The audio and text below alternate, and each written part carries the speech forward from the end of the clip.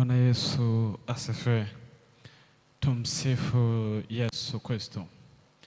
Nipende kuwakaribisha katika ibada ya siku hii ya leo, ambapo Mungu ametupa kibali cha kuwepo katika ibada ya leo. Kwa majina naitwa Elia Msukuma.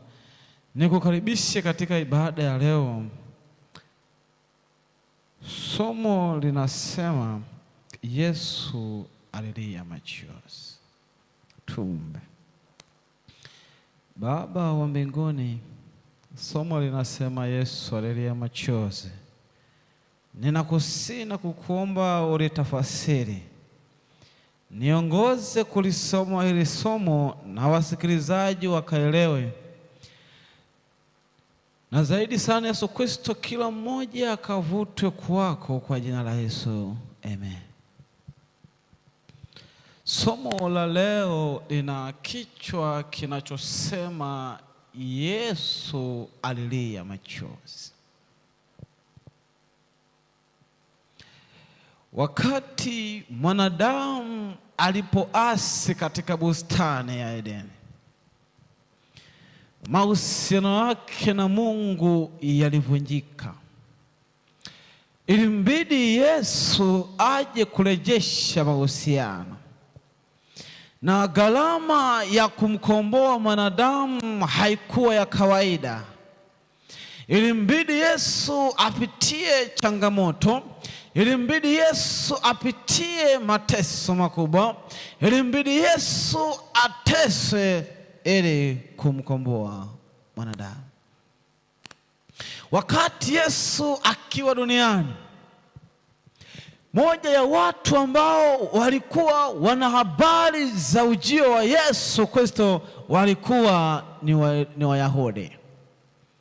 Wayahudi ni watu waliokuwa na unabii juu ya ujio wa Masihi. Wayahudi ni watu ambao walikuwa wamefunuliwa habari za Mwokozi wa ulimwengu. Wayahudi ni watu ambao walipewa details zote kuhusu kukombolewa kwa wanadamu. Na wakati wa kuja kwa Yesu ulipotimia, hawa watu hawakumpokea Yesu kwa sababu walikuwa wameshazama katika mambo ya ulimwengu, walikuwa wamezama katika anasa, na hata ibada ambazo walikuwa wanazifanya zilikuwa zimeshatoka katika kuwakati utukufu wa Mungu. Ile ilikuwa imeshafanyika kama biashara. Bwana Yesu asifiwe. Na ndivyo ilivyo katika karne ya 21. Kadiri ambavyo Yesu anavyokaribia kuja mara ya pili, watu ambao wamefunuliwa habari za ujio wa Yesu Kristo, watu ambao wamehubiriwa na kupewa habari za ujio wa Yesu, watu ambao wanajua jinsi Yesu atarudi mara ya pili, watakutwa bado hawajajiandaa, watakutwa wakiwa wamezama katika mambo ya ulimwengu, watakutwa wakiwa bado hawajabadilika na bado hawajaamua kumfuata Yesu, japo kwa muonekano wa nje wanaonekana wanamfuata Yesu. Yesu, Biblia inaripoti Yesu katika misheni yake ya kukomboa mwanadamu alikataliwa na watu wale ambao walikuwa na habari zake. Na ndivyo itakavyokuwa katika siku za mwisho. Siku za mwisho wale watu wanaojua habari za ujio wa Yesu, wapo watu watakaokimbia wasimlaki Yesu mawinguni kwa sababu ya mienendo yao isiyofaa. Yesu akakataliwa na Wayahudi. Yesu akafanya miujiza mingi kwa Wayahudi. Yesu akawafundisha, na injili ya Yesu ilikuwa ni kuanzia Yerusalemu kuwarudisha kwanza hawa watu wa nyumbani, kuwarudisha kwanza hawa watu waliokuwa na habari kuhusu ujio wake Yesu. Yaani Yesu aanze kukubalika nyumbani, alafu ndipo aende kwa watu wa mataifa. Ila watu waliokuwa nyumbani hawakumkubali Yesu, akaamua kwenda kwa watu wa mataifa. Sasa ilikuwa ni siku ambapo Yesu, ilikuwa ni safari ya mwisho kuelekea katika mji, kuelekea Yerusalemu, ili akaingie katika mateso, ateso kwa ajili ya kukomboa ulimwengu. Wakati Yesu akiwa ameukaribia mji wa Yerusalemu, mji ambao ulikuwa umemkataa, mji ambao viongozi wake walikuwa wamemkataa Mwokozi, mji ambao viongozi wake walikuwa wameshakuwa vipofu wa kiroho. Yesu alipoutazama, Yesu alilia machozi. Biblia katika kitabu cha Luka 19 na ile fungu la 29, Biblia inaanza kwa kusema, ikawa alipokaribia Bethfage na Bethania kwenye mlima uitwao wa Mizeituni, aliwatuma wawili katika wale wanafunzi, akisema, nendeni mpaka kijiji kile kinachowakabili, na mtakapoingia ndani mtaona mwanapunda amefungwa, ambaye hajapandwa na mtu yeyote bado. Mfungueni mkamlete hapa, na kama mtu akiwauliza, mbona mnamfungua, semeni hivi, Bwana anamhitaji. Na wale waliotumwa wakaenda wakaona kama walivyoambiwa, na walipokuwa wakimfungua mwanapunda, mwenyewe aliwaambia, mbona mnamfungua mwanapunda? Wakasema, Bwana ana haja naye. Wakampeleka kwa Yesu, wakatandika nguo zao juu ya mwanapunda, wakampandisha Yesu.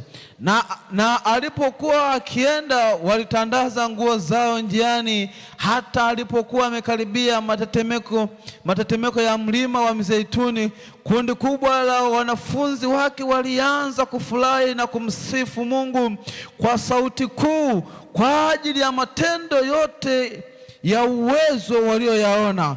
Wakasema, ndiye mbarikiwa mfalme, na utukufu huko juu. Nitarudia. Wakasema, ndiye mbarikiwa mfalme ajaye kwa jina la Bwana, amani mbinguni na utukufu huko juu. Baadhi ya Mafarisayo waliokuwa katika mkutano wakamwambia, Mwalimu, wakanye wanafunzi wako. Akajibu akasema, nawaambia ninyi, wakinyamaza hawa mawe yatapiga kelele.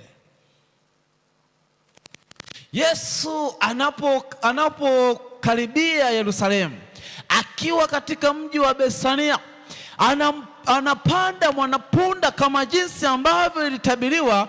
Ataingia Yerusalemu akiwa amempanda mwanapunda. Hawa wanafunzi wake wanapiga kelele, wanashangilia jinsi matendo makuu ya Mungu yalivyokuwa. Lakini Yesu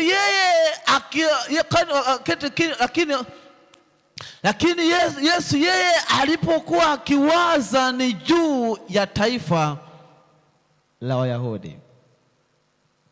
Yaani wakati ambapo watu wakifurahi Yesu akipita kuelekea Yerusalemu, watu wakiimba, wale wanafunzi wake wakifurahi, Yesu yeye anafikiria kuhusu Yerusalemu, watu ambao walimkataa, watu ambao hawakumkubali.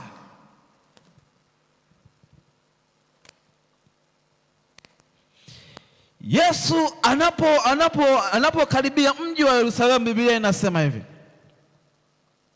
wale Mafarisayo wakawaambia kwamba Yesu, uwakanye wanafunzi wako. Ngoja nikwambie, Mafarisayo ni watu ambao walikuwa wakihudhuria kila sehemu Yesu anapokuwa, na lengo lao sio kujifunza, ila ni kutafuta wapi makosa ili waweze kumhukumu. Na ngoja nikwambie, kuna watu ambao walioko ndani ya kanisa ambao wanakuja ndani ya kanisa ili kuangalia makosa ya watumishi wa Mungu. Yaani kuna mtu yupo katika ibada, lengo lake sio kusikiliza neno, lengo lake ni kutafuta sehemu palipo na makosa ili aweze kukosoa. Bwana Yesu asifiwe. Yaani makanisani kuna mafarisayo wengi ambao wamemkataa Yesu. Makanisani kuna masadukayo wengi ambao wamemkataa Yesu. Kanisani kuna watu ambao wamemkataa Yesu kwa matendo yao na kwa midomo yao wamemkiri Yesu. Yaani leo kuna watu ambao wanahudhuria kanisani kwa kuangalia nani anayehubiri. Yaani ukifikia hatua ya kwamba unapowaza kuja kanisani unaenda kuview kwenye status kuangalia nani mhubiri wa leo, ndio unakuja kanisani. Nisikilize, upo katika hatari ya udumavu wa kiroho. Bwana Yesu asifiwe.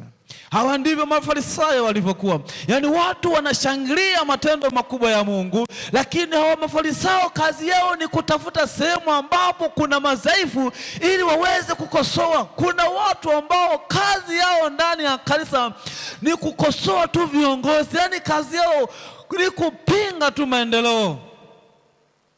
Nikwambie, ukifikia katika hiyo hali upo katika hatari ya kupotea milele. Tubu, Yesu atakupatia neema ya kushinda dhambi. Mafarisayo ni mmoja wa watu ambao walikuwa ni watu wa dini, ni watu ambao walijua habari za Mungu, habari za Yesu, watu ambao walitarajiwa wangelimpokea Yesu, watu ambao walitarajiwa wangeanza kuikubali injili ya Yesu na kuanza kuisambaza kwa ulimwengu. Lakini ndio watu ambao walimkataa Yesu, na ndio watu ambao walimpinga Yesu. Na ndivyo ilivyo katika ulimwengu wa sasa hivi. Watu ambao wanasimama katika kweli ya Mungu ndio watu ambao wanapigwa vita na watu walioko ndani ya kanisa na watu walioko nje ya kanisa. Ngojeni waambieni ole wenu ninyi ambao mnasimama na kuanza kuwabuguzi watumishi wa Mungu wanaosimama katika kweli. Ole wenu ninyi ambao mnajifanya kuwa mafarisayo na masadukayo, ambao mnasimama na kuanza kuwasimanga watumishi wa Mungu. Ole wenu ninyi ambao mnakuja kanisani kwa ajili ya mchungaji fulani amekuja kuhubiri. Sikiliza, ole wenu ninyi ambao mko ndani ya kanisa na mmemkataa Yesu kwa matendo yenu, lakini kwa vinywa vyenu mnamkubali. Ole wenu, heri ninyi mkitubu, maana neema ya Kristo bado ipo na ina uwezo wa kuwasaidia kutoka katika hayo maisha ya dhambi. Hawa mafarisayo wanaanza kumwambia Yesu. Yesu awakemea wanafunzi. Yesu anawajibu, anasema, akajibu akasema, nawaambia ninyi, wakinyamaza hawa mawe yatapiga kelele. Nisikilizeni, wale watu wanaosimama katika kweli ya Mungu, nisikilizeni, watu ambao wanaosimama katika kweli ya Mungu sasa hivi ndio watu ambao wanachukiwa. Bwana Yesu asifiwe. Yaani katika karne hii ya 21, ukitaka watu wakupende, hubiri habari za kuwapamba. Yaani usiwaambie ukweli ambao una uwezo wa kuwaokoa. Acheni niwaambieni ya kwamba wale tulioitwa na Mungu kumtangaza katika ulimwengu, wale ambao tumeitwa wahubiri wa Injili, sikilizeni, tusimameni katika neno la Mungu, tuambie watu ukweli, maana ukweli una uwezo wa kuokoa. Ukweli una uwezo wa kuwasaidia kutoka katika maisha ya usadukayo na maisha ya ufarisayo na kuyaishi maisha yaliyo kweli, ambayo yatawapa nafasi ya kumwona Mwokozi anapokuja mara ya pili.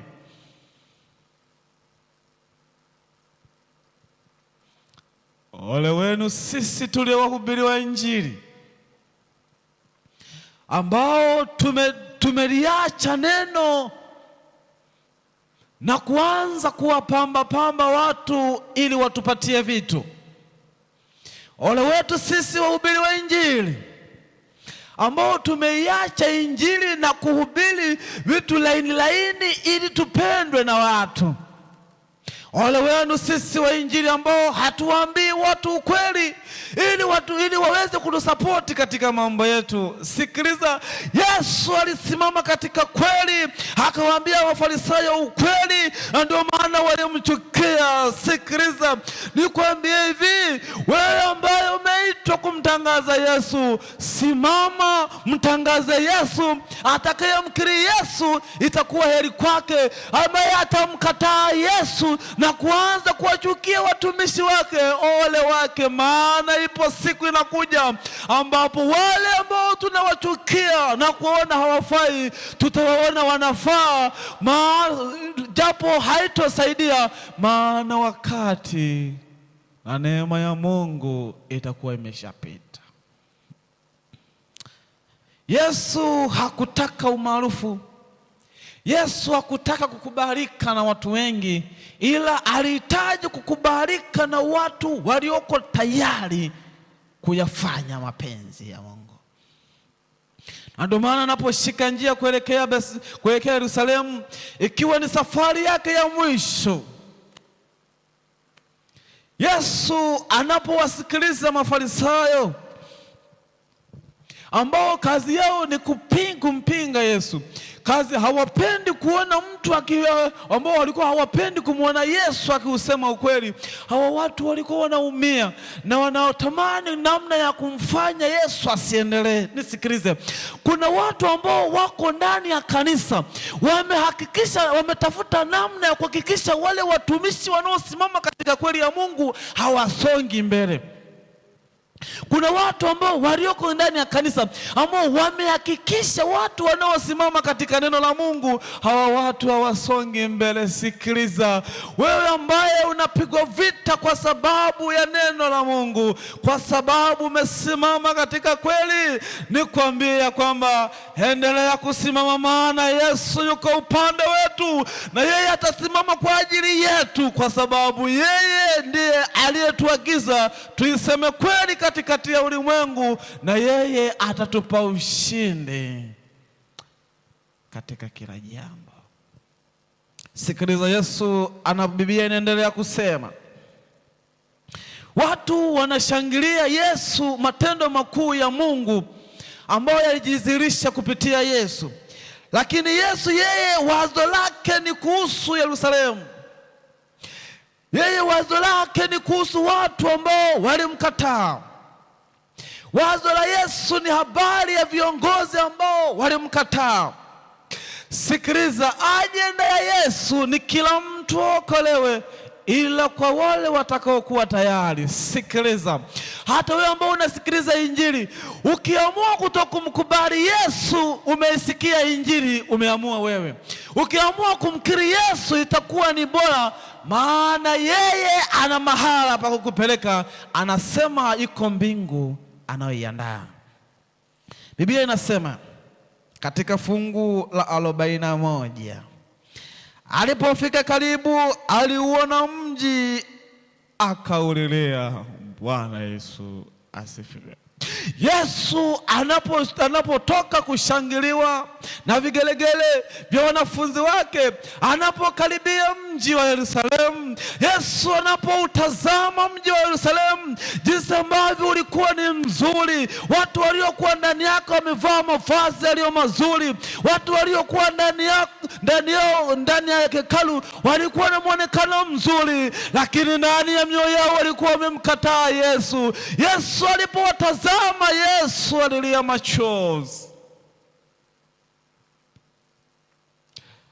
Ngoja nikwambie mpendwa unayenisikiliza katika siku hii ya leo, Yesu anapokuja katika makanisa siku hii ya leo, anapotazama majengo yakiwa yamejengwa kwa ufanisi mzuri, anapotazama watu walivyokuwa wamejipamba vizuri, lakini Yesu anapotazama mioyo yetu, Yesu analia machozi. Sikiliza, Yesu anapoona wadada fulani ambao wako ndani ya kanisa wamevaa nusu uchi, Yesu analia machozi. Sikiliza, Yesu analia machozi anapoona washiriki fulani hivi wakisengenyana wao kwa wao. Sikiliza, Sikiliza, Yesu analia machozi anapoona viongozi wakigombana wao kwa wao. Sikiliza, Yesu analia machozi anapotazama watu walivyo na mioyo migumu ya kutubu na ingali wako ndani ya kanisa.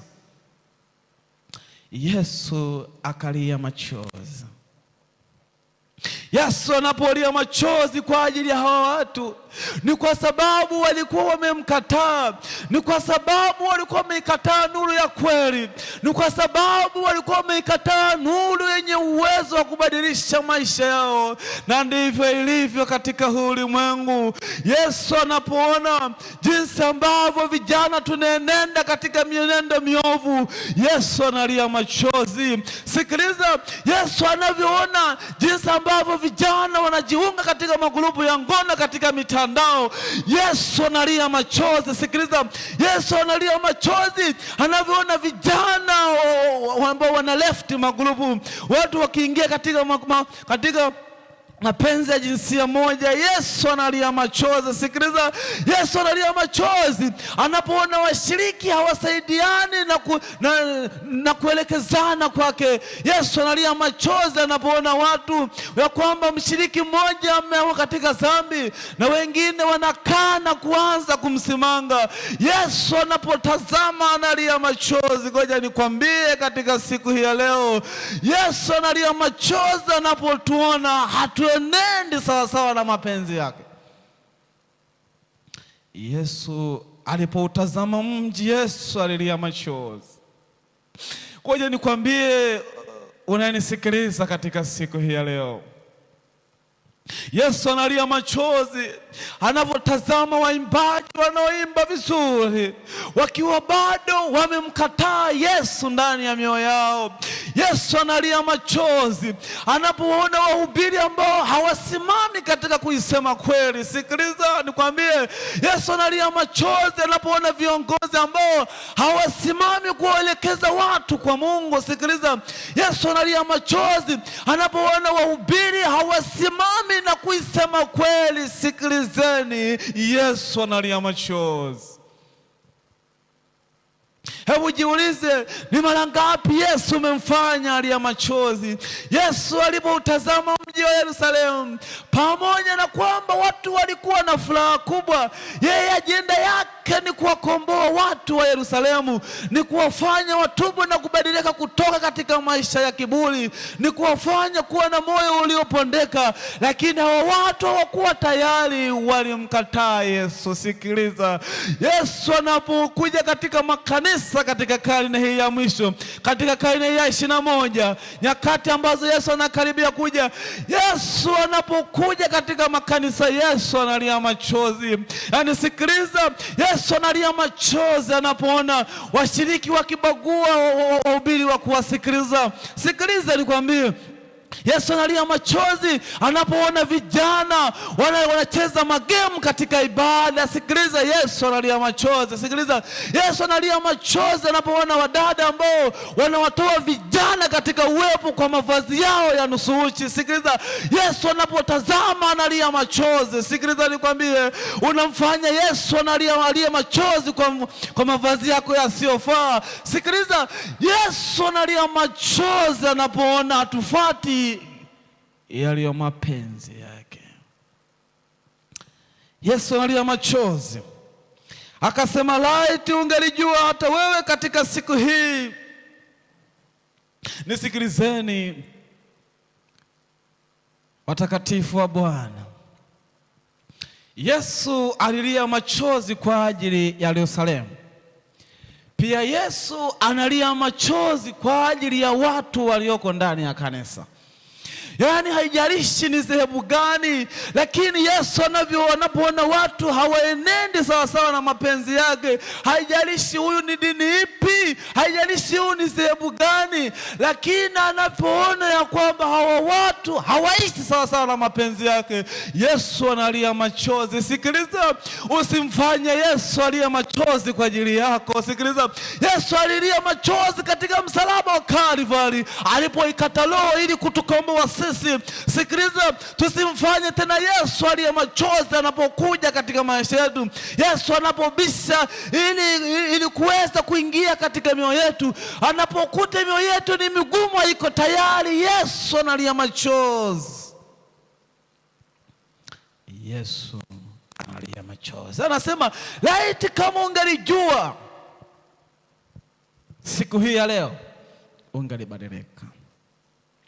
Yesu analia machozi anapoona watu ambao wamehubiriwa muda mrefu wamekataa kumkuwa Mwokozi wa maisha yao. Kuna watu ambao wako ndani ya kanisa miaka mingi wamehubiriwa, lakini hawako tayari kujitoa kwa ajili ya ubatizo. Sikiliza, Yesu anapotazama watu kama hao, Yesu analia machozi. Sikiliza, Yesu alipoutazama Yerusalemu akalia machozi, kwa sababu waliokuwa ndani yao walionekana ni wazuri kwa nje, jengo lilikuwa zuri, lakini waliokuwa ndani yao walikuwa wamejawa kiburi, roho ya kutokutubu, walikuwa na roho ngumu na ya kumkataa Yesu. Na ndivyo ambavyo Yesu analia machozi katika karne. Yesu analia machozi anapoona vijana wakihangaika kufanya mapenzi na watu wazima. Maana sasa hivi kuna vijana kutaka kutembea na watu wazima. Yesu analia machozi. Yesu analia machozi anapoona vijana ambao wanadhalilisha familia zao. Yesu analia machozi anaona vijana ambao wanatumia muda wao katika kukesha katika mitandao ya kijamii pasipo faida yoyote.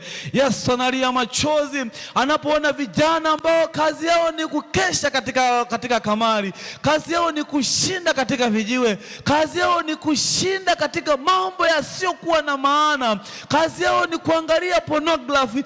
Yesu anapotazama vijana hao, Yesu analia machozi. Habari na wapeni katika siku hii ya leo, Yesu anasema njooni kwake, yeye atawabadilisha na kuwapatia maisha yaliyo bora na kutengeneza thamani zenu zilizo bora katika maisha yenu. Biblia inasema, ilikuwa ni safari ya mwisho, anasema laiti kama ungalijua siku hii, nisikilize, laiti kama ungalijua siku hii ya leo ungalibadilika leo ukavaa mavazi yanayomheshimisha Yesu. Sikiliza, laiti ungalijua hii, wewe mhubiri wa injili, siku ya leo ungalienda kusimama katika kweli na kumtangaza Yesu. Sikiliza, laiti ungalijua siku hii ya leo, wewe mwimbaji, ungalienda kusimama na kumtangaza Yesu kwa ukamilifu. Sikiliza, laiti ungalijua wewe, hii mshiriki wa leo, ungeenda kuwa na upendo wa kweli na mshiriki mwenzako. Nisikilizeni, Yesu analia machozi anapoona sisi washiriki tunaibishana katika mitandao ya kijamii. Maana katika karne hii ya leo, hata washiriki wanapotaka kuwasema watumishi wa Mungu, wanapotaka kuwasema viongozi, wanawaandika katika mitandao ya kijamii. Yesu anapoona hali hiyo, ndani ya kanisa mna kusaidizana, mbada yake ni kutangazana katika mitandao ya kijamii. Yesu anapoona hiyo, Yesu analia machozi. Kwa nini umfanye Yesu alia machozi?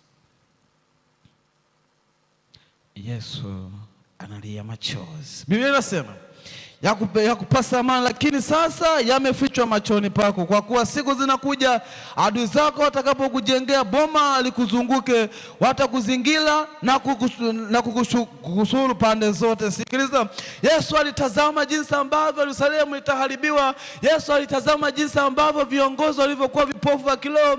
Yesu alitazama jinsi ambavyo watu walimkataa. Yesu akalia machozi. Yesu analia machozi katika karne hii ya 21 anapowaona watu hawako tayari kumpokea anapokuja mara ya pili. Yesu analia machozi anapoona washiriki waliokuwa imara katika mambo ya kiroho, mambo ya usomaji wa neno la Mungu, mambo ya maombi. Yesu analia machozi anapoona wanapoyaacha hayo maisha. Sikiliza, Yesu anatamani kuona ukienenda katika mapenzi yake. Yesu anatamani kuona maisha ya usomaji wa Biblia katikati ya washiriki. Yesu anatamani kuona maisha ya maombi katikati ya washiriki. Sikilizeni Sikilizeni watumishi wa Mungu, sikilizeni walio washiriki, turudini katika njia, katika mapito ya zamani, tukayatende yaliyo mapenzi ya Mungu. Maana tangu kuumbwa kwa ulimwengu tuliumbwa ili tuyafanye yaliyo mapenzi ya Mungu. Usimulize Yesu, maana alikufa msalabani kwa ajili yako. Katika kitabu cha Mathayo, kitabu cha Luka 22 na lile fungu, katika kitabu cha Luka 23 na lile fungu la 44, Biblia inasema, hata ilikuwa yapasa saa 6 kukawa giza juu ya nchi yote hata saa 9. Jua limepungua nuru yake, pazia la hekalu likapasuka katikati. Yesu akalia kwa sauti kuu akasema, Baba, mikononi mwako naiweka roho yangu. Alipokwisha kusema hayo, alikata roho. Yule akida alipoona yaliyotukia, alimtukuza Mungu akasema, hakika yake mtu huyo alikuwa ni mtu mwenye haki. Yesu analia machozi safari ya mwisho akiwa anaelekea Yerusalemu. Yesu tena analia machozi katika msalaba wa Kalvari. Haikuwa rahisi kwa Yesu kupitia yale mateso. Haikuwa rahisi Yesu atemewe mate. Haikuwa virahisi Yesu apigwe mijeledi. Haikuwa virahisi Yesu huyu ninayokupatia habari zake, yeye kusulubishwa katika msalaba wa Kalvari. Katika maneno inaweza kuonekana ni ya kawaida, ila acha nikwambie unayenisikiliza, haikuwa rahisi. Yesu akiwa katika msalaba wa Kalvari, yapata saa 6 akalia, akaikata roho mwanadamu, tukawa tumeokolewa. Niwaambieni ya kwamba tumeshakwisha kuokolewa. Sikiliza, unasikiliza katika mitandao ya kijamii, usifanye moyo wako kuwa mgumu kumpokea Yesu kuwa mwokozi wa maisha yake. Sikiliza, Yesu ametuita mara ngapi? Yesu ametoa wito mara ngapi? Umekutana mara ngapi na mahubiri yanayosema Yesu ni mwokozi wa maisha yako, lakini umeshupaza shingo yako na hauko tayari kubadilika. Kwa hiyo nikwambie katika siku ya leo, waamua kumkubali Yesu. Yesu alilia kwa ajili yako. Usimfanye Yesu alie tena. Yesu alilia machozi, na wakati analia machozi katika msalaba wa Kalvari, ilikuwa ni misheni ya kumkomboa mwanadamu isiyoelezeka kwa lugha ya kibinadamu. Kiuhalisia hakuna lugha inayotosha kuelezea machungu ambayo Yesu aliyapitia mpaka kwenda kusulubishwa katika msalaba wa Kalvari. Lugha za kibinadamu hazitoshi kueleza maumivu aliyoyapitia Yesu wakati anatukomboa. Maumivu ambayo Yesu aliyapitia hayaelezeki, watakatifu wa Bwana. Kwa nini tusibadilike na kuyaishi yaliyo mapenzi ya Mungu? Kwa nini usiache uzinzi kwa sababu Yesu alilia kwa ajili yako? Kwa nini usiache unywaji wa pombe? Kwa nini usiache katika kujiuza? Maana Yesu alilia kwa ajili yako. Kwa nini usiache maisha ya kuwaliza wazazi wako? Maana Yesu alilia kwa ajili yako. Sikiliza, Yesu alijitoa katika msalaba wa Kalvari ili kufa kwa ajili yetu. Hebu tukubali na tubadilike kumfuata Yesu. Nitoe wito katika jioni hii ya leo kwa wale ambao tumekuwa ndani ya kanisa kwa muda mrefu na tumemfanya Yesu aliye machozi. Ninakusihi, natoa wito ujitoe, Yesu akubadilishe. Maana mwisho wakati Yesu atakapokuja, haitakuwa zamu yake kulia, itakuwa zamu yangu mimi kulia. Yaani Yesu alilia wakati anatukomboa, ila anapokuja mara ya pili hatalia kamwe tena.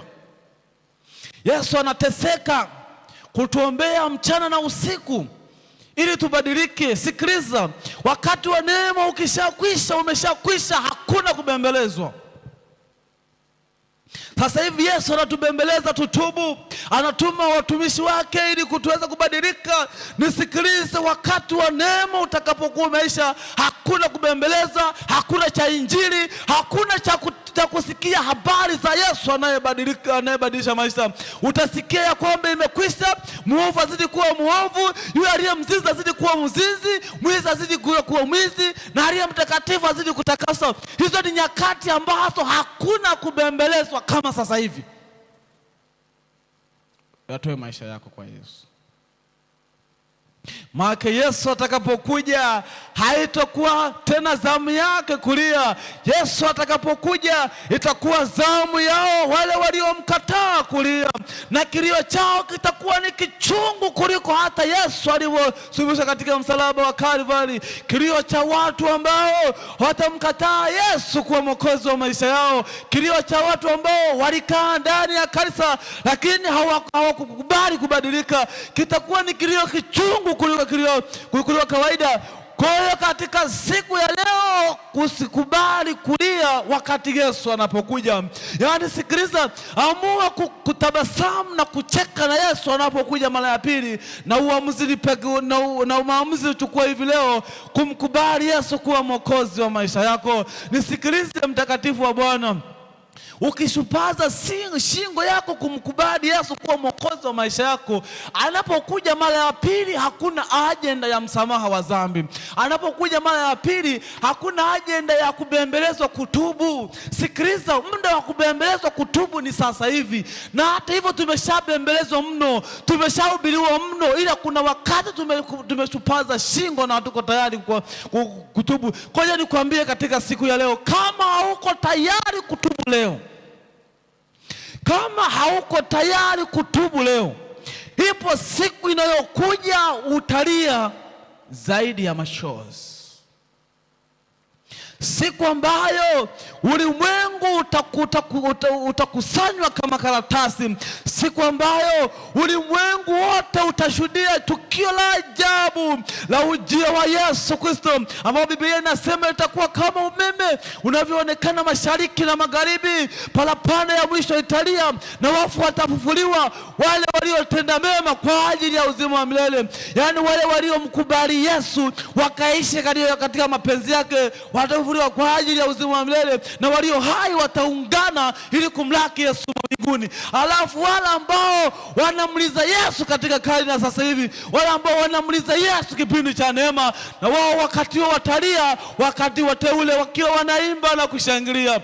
Mungu, naomba nami niwe miongoni mwao watakao kuwa wakiimba na kushangilia ujio wako mara ya pili.